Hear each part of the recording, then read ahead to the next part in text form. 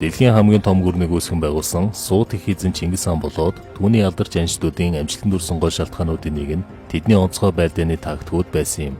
10-т 100-д 1000-д төмтийн нарийн зохион байгуулалттай байснаас гадна тагнуулын сүлжээг маш сайн хөгжүүлж дайсныхаа талаар дэлгэрэнгүй мэдээлэл олж аван тухайн тулаан тохирох тактик боловсруулдаг байв.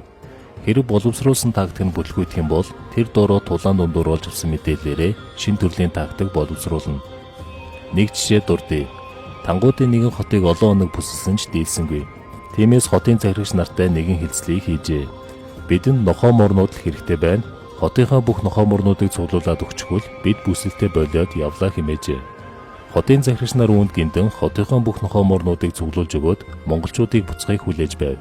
Гэтэл монголчууд тэрхүү нохоо морнуудын сүүлийг тосолж байгаад гал авалцуулан тавьжээ.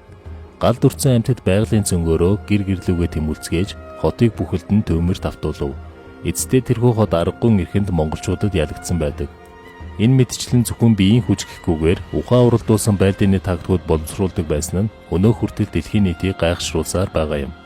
Бичлэг таалагдсан бол Монгол пэйждээ нэгдэн фоллоу дараарай.